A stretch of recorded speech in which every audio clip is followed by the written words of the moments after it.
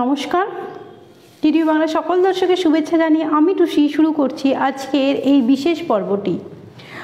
বন্ধুরা, আমরা সবাই ঘুরতে পছন্দ করি এবং এই ব্যস্ততার জীবনে আমাদের যখনই সময় পাই আমরা তখন সেই আমাদের অবসর সময়ে আমরা নিজের পছন্দ অনুযায়ী নির্দিষ্ট জায়গায় আমরা ঘুরতে যাই এবং সেই নতুন নতুন জায়গা এবং নতুন নতুন জিনিস থেকে আমরা বিভিন্ন অভিজ্ঞতাও অর্জন করি।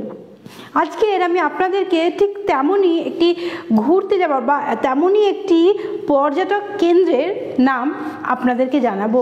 তার নাম হলো মারমাগাঁও, যেটি গোয়াতে অবস্থিত এবং অনেকেই আমরা এখন এই সময় বিশেষত এই শীতের সময় ঘুরতে যাবার প্ল্যান করে থাকি এবং তাদের উদ্দেশ্যে আজকের আমি এই ভিডিওটা তৈরি করেছি। মারমাগাঁও হলো দক্ষিণ গোয়ায় অবস্থিত একটি বন্দর, যে বন্দরটি একসময় পর্তুগিজদের শাসনে ছিল এবং এই বন্দরটি পর্তুগিজ ছাড়াও এই বন্দরটিতে সুলতানরাও অর্থাৎ মুসলিম শাসকরাও সেখানে রাজত্ব করেছিল।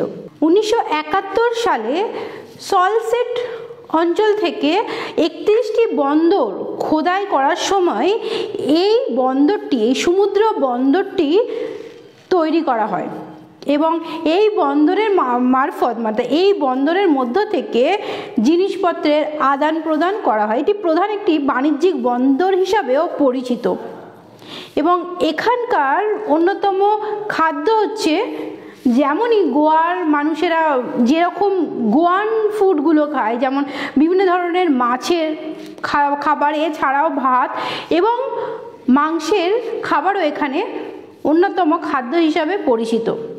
এখানে বেশিরভাগই সি ফুড পাওয়া যায়। এই মারমাগাঁয়ের অন্যতম ভাষা হলো কোরকানি। শোনা যায় একসময় ডাচরা নাকি এই মারমাগাঁওটি অধিকার করার জন্য বহু লড়াই করেছিল, দখল করার চেষ্টা করেছিল, কিন্তু পর্তুগিজরা তাদেরকে মারমাগাঁয়ে প্রবেশ করতে দেয়নি বা তাদেরকে মারমাগাঁও অধিকার করতে দেয়নি। তারপরে 1963 সালে এই মারমাগাঁওটি প্রধান বন্দরের মর্যাদা পায়। এই মারমাগাঁওটি কয়লা এবং লৌহ আকরিক রপ্তানির একটি প্রধান বন্দর। এই মারমাগাঁওয়ে যেমনই বাণিজ্যিক বৈশিষ্ট্য রয়েছে তেমনই তার প্রাকৃতিক সৌন্দর্য রয়েছে।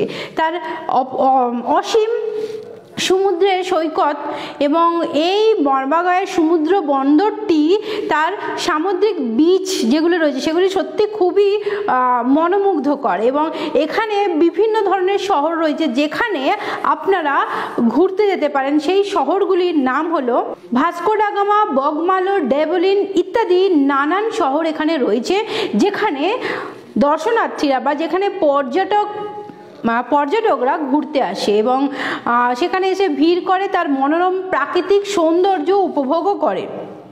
এখানকার যে প্রাকৃতিক বৈশিষ্ট্য এবং এখানে যে আবহাওয়া সেটি স্বাস্থ্যের পক্ষে সত্যি খুবই গুরুত্বপূর্ণ এবং এই মারমাগাঁওয়ে বাণিজ্যিক বন্দর হিসাবে একটি অন্যতম বন্দর।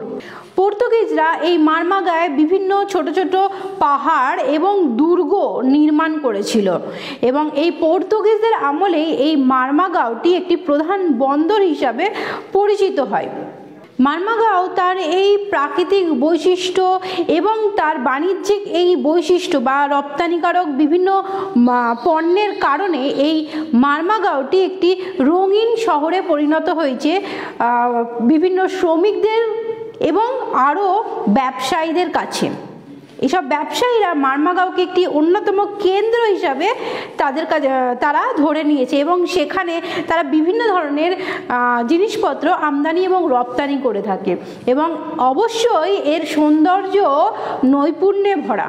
মারমাগাঁওয়ের বিভিন্ন সামুদ্রিক বীচ, যেটি আমরা যেটা গোয়ার কথা বলে থাকি, সেই গোয়া কিন্তু এই মারমাগাঁও কিন্তু এই গোয়ারই একটি অংশ এবং এটি দক্ষিণ গোয়ায় অবস্থিত এবং এই মারমাগাঁওয়ে গোয়ায় যেমনই সুন্দর বিচ দেখা যায়, মারমাগাঁওয়েও রয়েছে ঠিক তেমনই সুন্দর সুন্দর বিচ, যেখানে বহু মানুষের ভিড় হয়েছে।